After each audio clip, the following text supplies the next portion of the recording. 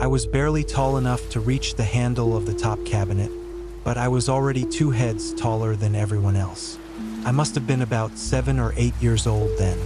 My classmates, Alex and Jared, and I often roamed the outskirts of town, climbing garages, scaling trees by the highway, and inventing our own silly games. I don't know where our parents were looking. They probably didn't care where we were or what we were doing. It's hard to imagine something like that today. 3 boys wandering wherever they pleased and only coming home in the evening. I remember Jared suggesting we explore a new place, venturing a little farther than usual. My chubby-cheeked friend was sitting on a fallen tree, poking the ground with a stick. "I'm bored," Alex said with a long sigh. "Let's go to the water pump and get a drink," I offered. Jared tossed the stick aside and jumped to his feet. "I know. Let's go over there." He pointed his finger somewhere into the field. "Over where? And what's there to do?" Alex asked, annoyed. "My mom said there's a spring there.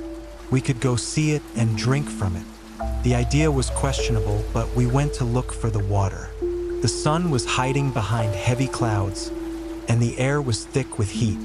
The field turned out to be much bigger than it looked from a distance. We walked along the path for about half an hour and got soaked with sweat. All I could think about was how thirsty I was. "Quiet," Jared said. "Do you hear that?" I focused on the sounds. Water was splashing somewhere nearby.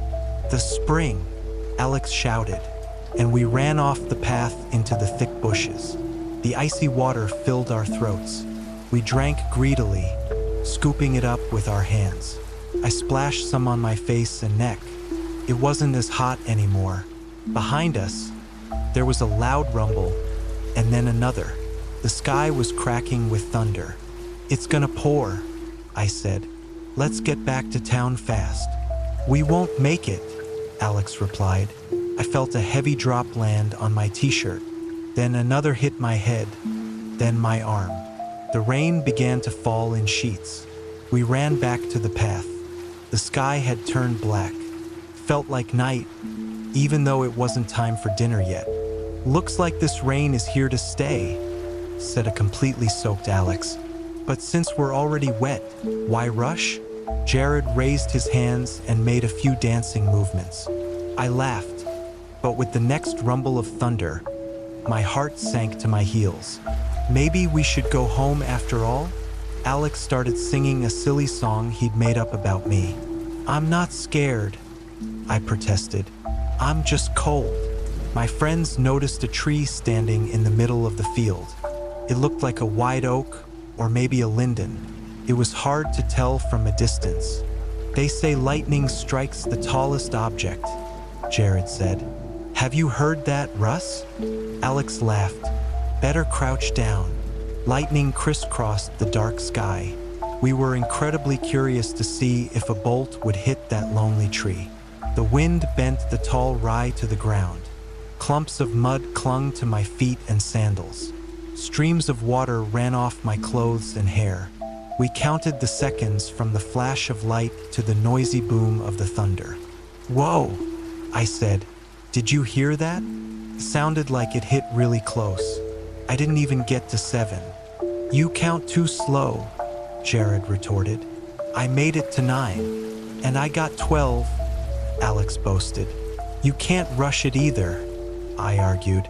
"Remember how our teacher, Mrs. Turner, taught us? You have to say 1 Mississippi, 2 Mississippi, to do it right." "Yeah, and you must have been counting 111 if you only got 6, Jared said, wringing water from his t-shirt. "We should go home," I reminded them. The thunder struck again. I looked closely at the tree and missed again. I don't know what we were hoping for. The tree had been there for decades. It had survived hundreds of rainy days. Why would it suddenly shatter into splinters for our amusement? And then I caught sight of a figure at the very edge of the field. Just a dark, motionless dot, seemingly a person.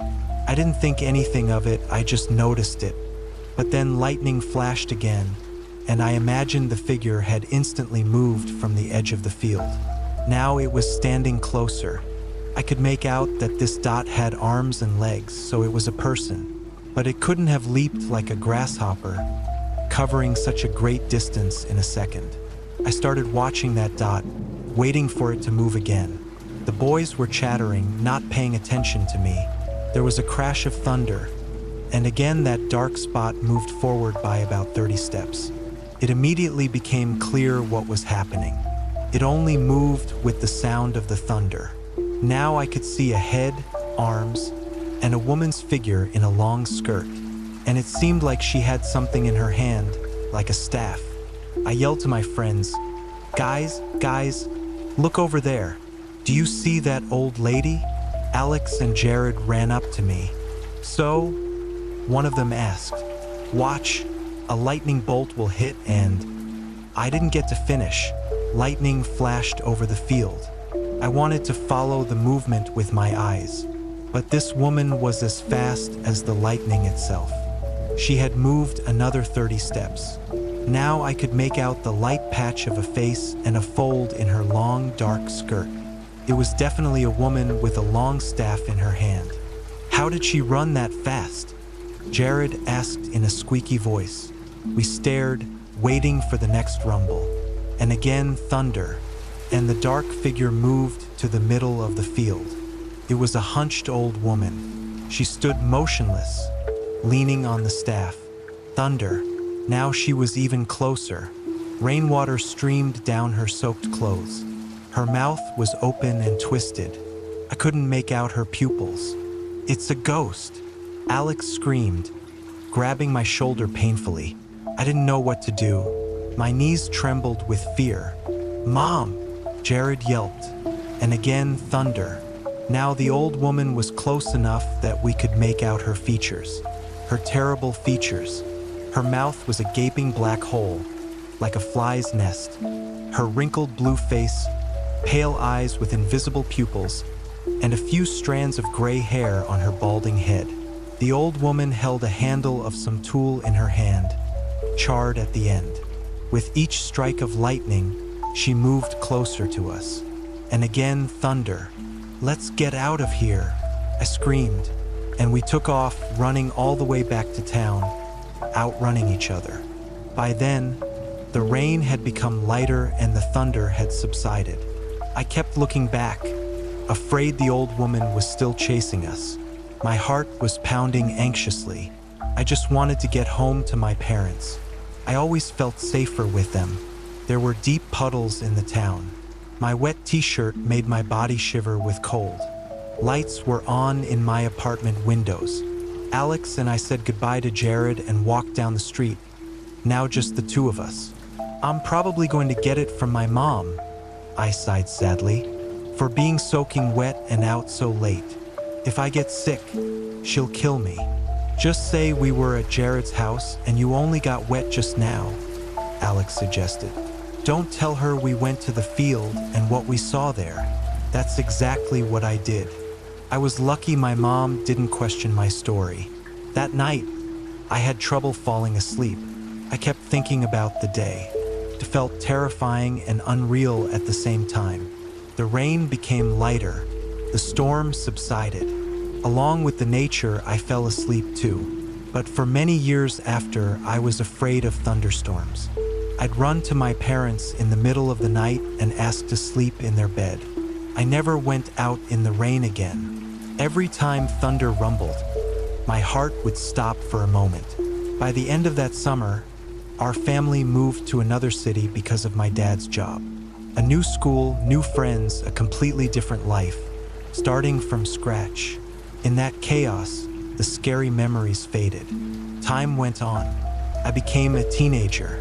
I finally cast off my childhood fears, forgot all the tall tales, and became a terrible skeptic. And I remained one for many years. Since then, I've grown a lot in every sense of the word. I'm 6 feet 2 inches, and I'm that guy who bumps his head on light fixtures. After high school, I enrolled in a culinary academy. Yes, my mom almost went crazy when I decided to pursue a career in cooking. Did I know anything about it? Hardly. I just liked good food. I liked the aesthetics of fine dining, and I didn't fully understand why I ended up there, but I had a genuine interest and even a sense of wonder. I had already forgotten about my school friends, about my small hometown. I was friends with my classmates. We were always coming up with something, experimenting. We were just budding artists in the culinary world. It was at the academy that I met a wonderful girl, Faith. She was a couple of years younger than me. We met on the stairs. She ran into me and tumbled down. I didn't even budge. I looked down at her tiny face from my height and broke into a smile. From then on, we grew closer. We walked in parks, went to cafes, and raved together about good food. Faith made simply wonderful pastries, which she would feed me. I even gained a few pounds, even though I always thought a lanky guy like me was not prone to putting on weight. But now, my sides were betrayingly peeking over the waistband of my pants. I really didn't want to have extra weight, so I started walking every evening. Sometimes I walked alone, sometimes with faith that I would be able to button my jeans again. Alright, that was just a silly joke. Of course, I meant my girlfriend. Faith was of average female height, about 5 feet 3 inches, I think, which made walking together a bit awkward. She was constantly looking up, and I had to lower my head to listen to her quiet voice. That year was rainy. We got soaked an endless number of times by sudden downpours. Faith would splash through puddles in her sandals. I thought it was about time I got into the habit of carrying an umbrella. We ventured to the edge of town. Ahead was only a wide riverbank, a green landscape with nothing to do in such bad weather. It was time to turn back. The rain only got heavier, and the clouds rumbled. I pulled Faith by the arm, but she said, "Let's just stand under the trees for a bit. Maybe it'll quiet down." We stood, looking at the leaden clouds, and it didn't occur to me to recall that old childhood incident. Those events were buried deep down. But then, lightning flashed. Thunder rolled across the sky, and a chilling mirage appeared before my eyes. It was like a childhood dream, resurrected from oblivion. At the edge of the river, a dark figure appeared. The same black spot I had seen in my childhood. It stood motionless against the backdrop of the restless current. I stared at it, no longer listening to my girlfriend. "Oh, that was a big one. Will it hit us?" Thunder. The creature moved. This was no random person. It was that same shadow, a hunched figure in a long skirt, a staff in its hand. Madness. Faith fell silent. I squeezed her hand. My heart pounded against my ribs, and my breath hitched. A flash struck my eyes again, and a soul-shattering clap of thunder shook the air. The figure moved further up the bank. I could see a bluish face, a twisted open mouth, and wet, gray clumps of hair. God, it was that same old woman. Impossible. Russ, did you see that? I think that old lady just moved. She was over there, and now she's there. Faith pointed at the thing. You saw it, didn't you? Why aren't you saying anything? Thunder again. The old woman with the charred stick moved further up, disappearing from one spot and appearing in another. Her face, a dead face, frozen in pain and fear. A black, toothless mouth. Her eyes had no visible pupils. Am I losing it? Faith asked with horror. I finally snapped out of my stupor and replied, "No, you're not losing it. Let's get out of here now." And we ran. I pulled her by the hand. Her sandals were nearly flying off. She was terrified just by seeing my fear. She probably wondered what could have happened to make even a big guy like me so scared. We finally made it to a busy street and sat down on a wet bench to catch our breath. The rain had stopped, but the sky was still rumbling. The sounds sent a nervous tremor through my body. Faith put her hand on my shoulder. "Russ?" I emerged from the depths of my thoughts. "You were so scared. We just saw some old lady, right? The thing is, "I've seen that old woman before," I said. "When?" she asked. "A long time ago when I was a kid." "And what was it?" she asked cautiously. A long-forgotten memory flashed before my eyes, and for the first time in my life, I talked about it. I was walking with my friends, and we saw that old woman in the field. I'm sure it was her. It was a thunderstorm then, too. She moved from place to place after every lightning strike. "And what happened next?" Faith asked. I shook my head. "Nothing. We just saw her, and that was it." Faith suddenly smiled, as if it were nothing. I nodded. "Yeah, I thought it was a false memory. You know how kids imagine things.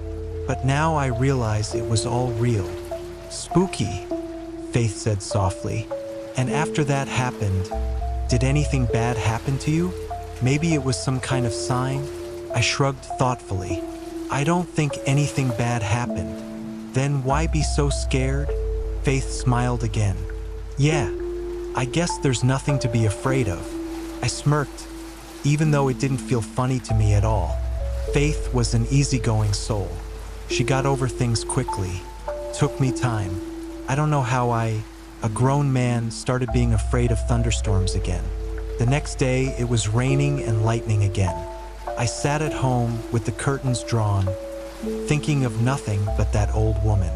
Who was she anyway? An old witch in old clothes with a charred stick. As a kid, I thought she was a ghost. Maybe she was. A woman who died in the field because of a thunderstorm. She was walking in the rain, carrying a scythe on her shoulder, and then thunder. Lightning struck the blade and killed the old woman. That's how mystics would explain it. She's a lost spirit who remained on this mortal earth. She's been appearing during storms ever since. Maybe the old woman is just a suffering soul, and there's nothing to fear? The next morning, that cursed rain was still pouring. I had somewhat recovered from the shock and finally noticed that Faith hadn't replied to any of my messages. I tried to call her, but she didn't answer. I started to get a little worried. I decided I'd take a shower, brush my teeth, and go over to her place. She lived nearby, and just as I went into the bathroom, the phone rang. Finally. But it wasn't her, it was her friend, Christy. I answered the call. "Hello." Christy's voice on the phone sounded worried. "Russ, where's Faith? I can't reach her." My throat tightened. "I can't reach her either. She hasn't answered me." "That's not like her," Christy said. I dropped everything, got dressed, and ran out of the house, ignoring the downpour. Christy also rushed to Faith's building. We went up to the second floor together. My girlfriend's friend started banging on the door. "Faith, are you home? Open up." "Quiet," I said, dialing Faith's number. A muffled melody played behind the door. "Her phone's in there," I said, my voice trembling, understanding what that could mean. "This isn't like her." "Call the police," Christy said, and started hammering on the door again. The police arrived. They were hesitant for a long time, saying there was no reason to break down the lock. Then they finally agreed and called a locksmith. He opened the apartment in 2 minutes. Christy and I were told to stay in the hallway. I couldn't stand still and followed the officers inside. In Faith's one-room apartment, the curtains were billowing. Rain was pouring through the open window. I didn't notice the body right away. The girl was lying on the floor by the coffee table. "Faith!" I wanted to rush to her, but someone grabbed my arm. "What's wrong with her?" "She's dead," a sergeant said. I had seen it myself, I just didn't believe it. The right side of the girl's face was burned down to the flesh. Her jaw was dislocated. Her eyes were frozen and looked like a doll's. I'm no expert, but I immediately understood what a death by electrocution looked like. "She's dead." The words echoed endlessly in my head. Dead. The girl I loved was dead, and I never even got to tell her. It all seemed too much. Death had so terribly disfigured her beautiful face. It was a shame that I would remember her like this. The preliminary version of the investigation was that she died from a lightning strike. I was sure that wasn't true. That old woman killed her. Without a doubt, it was her. I screamed about it, but they didn't listen to me. They thought I was insane with grief. And I was, in my right mind. I wouldn't have told anyone about that horrible old woman who appears during thunderstorms. Black days full of sorrow followed. I just didn't know how to live anymore. I sat at home and walked the streets aimlessly, seeing no future. I had to get through it. But how? One evening, the rain whispered outside, and then lightning flashed. My dark room was illuminated for a moment by a bluish light. I got up from the couch, went to the window, and pulled back the curtains. The yard was being drenched by the downpour. It was empty. Thunder again. I wasn't even surprised when the sinister, familiar figure appeared at the very end of the yard, a dark spot with a staff in its hand. Now she had come for me. My heart fluttered in my chest, but my mind was separate from my emotions now. I opened the window. The fresh smell of rain rushed into my stuffy room. Another crooked lightning bolt on the horizon flashed in my eyes. The old woman was now frozen by the trash cans. She was still far away. Faith, on her last evening, must have also been standing by the window and watching this figure. Was she scared, or was she looking at it with curiosity? Thunder. The old woman was now by the parking lot. It seemed that the light of the storm was shining in her eyes. "Go on, take me," I whispered with cold lips. And again, thunder.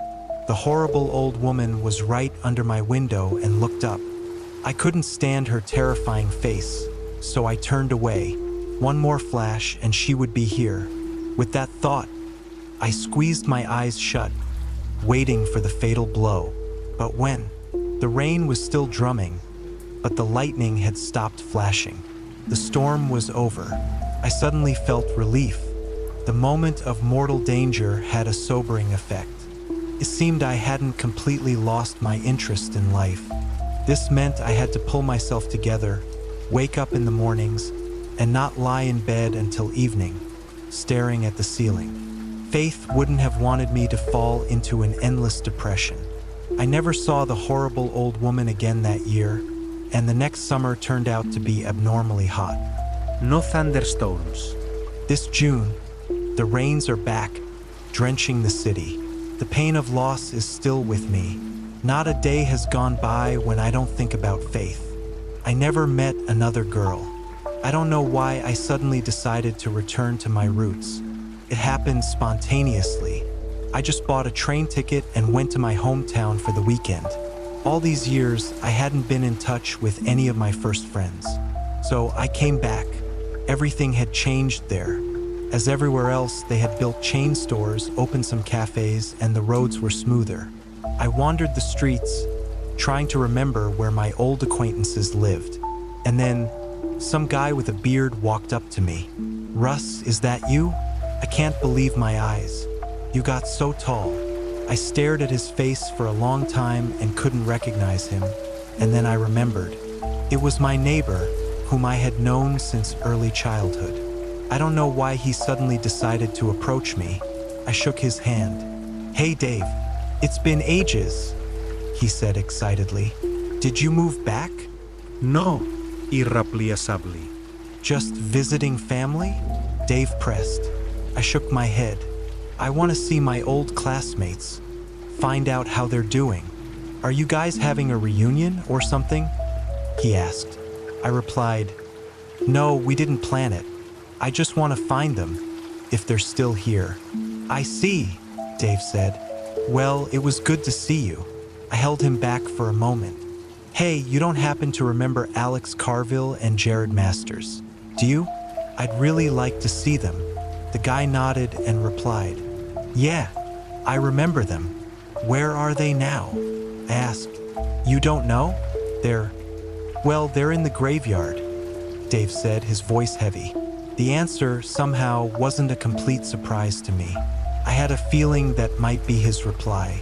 Lightning struck them when they were still kids, the guy said somberly. And you lived all this time without knowing, huh? Well, that's the news. Sorry about that, you guys were friends. I stayed silent as he continued to tell the story. I remember it like it was yesterday. The summer was so rainy, just like now. They were always going out to play in the field, and the thunderstorm got them both. They found their charred bodies outside of town. The whole city was talking about it. It was even in the newspaper. Yeah, I lived for all those years and never knew. The old woman took them that year, the year my family moved. She must have realized she was one short and had been looking for me for a long time. She finally found me. The warm days have arrived, but they're still forecasting rain. I don't know if I'm fated to survive this summer.